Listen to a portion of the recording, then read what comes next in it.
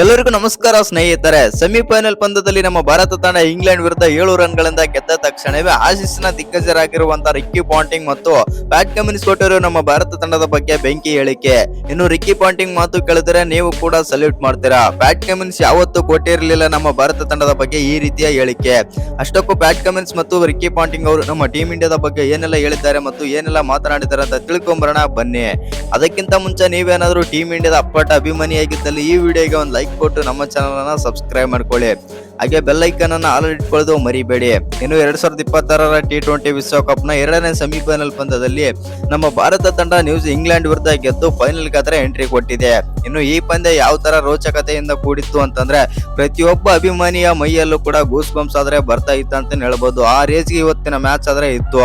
ಹೌದು ಸ್ನೇಹಿತರೆ, ಒಂದು ಕಡೆ ನಮ್ಮ ಭಾರತ ತಂಡ 253 ರನ್ ನೋಡಿದ್ರೆ ಇನ್ನೊಂದು ಕಡೆ ಇಂಗ್ಲೆಂಡ್ ತಂಡ 246 ರನ್ ಆದ್ರೆ ಹೊಡಿತಾರೆ.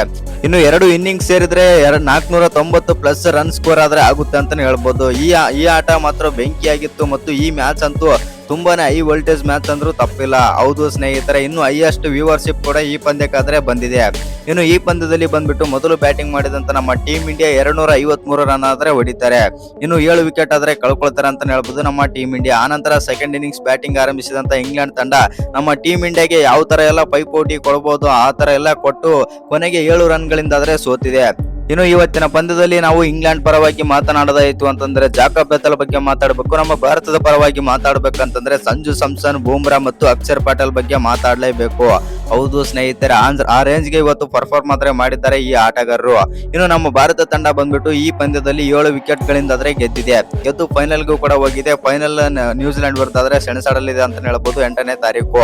ಇನ್ನು ಈ ಪಂದ್ಯದಲ್ಲಿ ನಮ್ಮ ಭಾರತ ತಂಡ ಇಂಗ್ಲೆಂಡ್ ವಿರುದ್ಧ ಸೆಮಿಫೈನಲ್ ಪಂದ್ಯದಲ್ಲಿ ಗೆದ್ದ ತಕ್ಷಣವೇ ಆಸೀಸ್ನ ದಿಗ್ಗಜ ಮಾಜಿ ಆಟಗಾರ ಆಗಿರುವಂತಹ ರಿಕ್ಕಿ ಪಾಂಟಿಂಗ್ ಮತ್ತು ಆಸ್ಟ್ರೇಲಿಯಾ ತಂಡದ ಕ್ಯಾಪ್ಟನ್ ಆಗಿರುವಂತಹ ಪ್ಯಾಟ್ ಕಮಿನ್ಸ್ ಅವರು ಬೆಂಕಿ ಹೇಳಿಕೆ ಆದ್ರೆ ಕೊಟ್ಟಿದ್ದಾರೆ.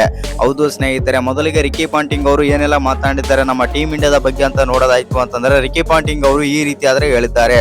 ಇಂಥ ಮ್ಯಾಚ್ ನಾನು ಯಾವತ್ತೂ ಕೂಡ ವಿಶ್ವಕಪ್ ನಲ್ಲಿ ನೋಡೇ ಇರಲಿಲ್ಲ. ಯಾಕಂದ್ರೆ ಎರಡೂ ತಂಡಗಳು ಕೂಡ ಒಳ್ಳೆಯ ಬ್ಯಾಟಿಂಗ್ ಪ್ರದರ್ಶನ ಆದ್ರೆ ಮಾಡಿದವು. ಇನ್ನು ಇಂತಹ ಮ್ಯಾಚ್ ನನ್ನ ಜೀವನದಲ್ಲೇ ನೋಡಿರಲಿಲ್ಲ ಮತ್ತು ಭಾರತ ತಂಡ ಅದ್ಭುತವಾಗಿ ಆದ್ರೆ ಆಡಿದೆ. ಇನ್ನು ಇಂಗ್ಲೆಂಡ್ ಕೂಡ ಒಳ್ಳೆ ಪೈಪೋಟಿ ಆದ್ರೆ ಕೊಟ್ಟಿತ್ತು ಭಾರತ ತಂಡಕ್ಕೆ. ಆದ್ರೂ ಕೂಡ ಭಾರತ ತಂಡ ಇಂಗ್ಲೆಂಡ್ ಗಿಂತನೂ ಸ್ವಲ್ಪ ಮೇಲೆ ಇದೆ ಮತ್ತು ತುಂಬಾನೇ ಸ್ಟ್ರಾಂಗ್ ಆಗಿದೆ. ಆ ಕಾರಣದಿಂದಾಗಿ ಭಾರತ ತಂಡ ಆದ್ರೆ ಗೆದ್ದಿದೆ. ಇನ್ನು ಈ ಗೆಲುವಿಗೆ ಪ್ರಮುಖ ಕಾರಣ ಅಂತಂದ್ರೆ ಅದು ಬೂಮ್ರಾ ಅವರೇ ಅಂತಂದು ರಿಕ್ಕಿ ಪಾಂಟಿಂಗ್ ಅವರು ನೇರವಾಗಿ ಹೇಳಿದ್ದಾರೆ ಒಂದು ಸ್ಟೇಟ್ಮೆಂಟ್ ಅಲ್ಲಿ.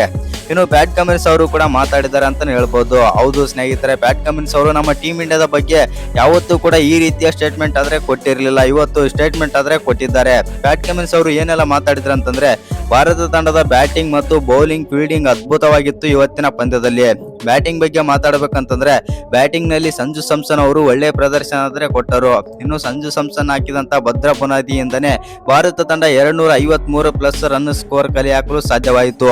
ಇನ್ನು ನಾನು ಬೌಲಿಂಗ್ ಬಗ್ಗೆ ಮಾತಾಡ್ಬೇಕಂತಂದ್ರೆ ಬೌಲಿಂಗ್ ನಲ್ಲಿ ಹಾರ್ದಿಕ್ ಪಾಂಡ್ಯ ಹಾಕಿದಂತ 19ನೇ ಓವರ್ ಮತ್ತು ಬೂಮ್ರಾ ಹಾಕಿದಂತ 18ನೇ ಓವರ್ ನನಗೆ ತುಂಬಾನೇ ರೋಚಕತೆಯಿಂದಾದ್ರೆ ಕೂಡಿತ್ತು ಮತ್ತು ನನಗೆ ತುಂಬಾನೇ ಇಷ್ಟ ಆಯಿತು. ಇನ್ನು ಭಾರತ ತಂಡಕ್ಕೆ ಈ ತರ ಪರ್ಫಾರ್ಮ್ ಕೊಟ್ಟಿರೋದು ನೋಡಿ ಸಲ್ಯೂಟ್ ಆದ್ರೆ ಮಾಡುತ್ತೇನೆ. ಒಂದು ಕಡೆಗೆ ಇಂಗ್ಲೆಂಡ್ ತಂಡ ಬಂದ್ಬಿಟ್ಟು ಜಾಕಬ್ ಬೆಥೆಲ್ ಅವರು ಕೂಡ ಒಳ್ಳೆಯ ಪ್ರದರ್ಶನ ಆದ್ರೆ ಕೊಟ್ಟಿದ್ದಾರೆ ಮತ್ತು ಇನ್ನು ಸಣ್ಣ ವಯಸ್ಸಿನಲ್ಲೇ ಈ ತರ ಪರ್ಫಾರ್ಮ್ ಮಾಡಿರೋದು ತುಂಬಾನೇ ನೋಡಿ ಖುಷಿ ಆಯಿತು ನನಗೆ ಅಂತಂದು ಪ್ಯಾಟ್ ಕಮಿನ್ಸ್ ಆದ್ರೆ ಹೇಳಿದ್ದಾರೆ.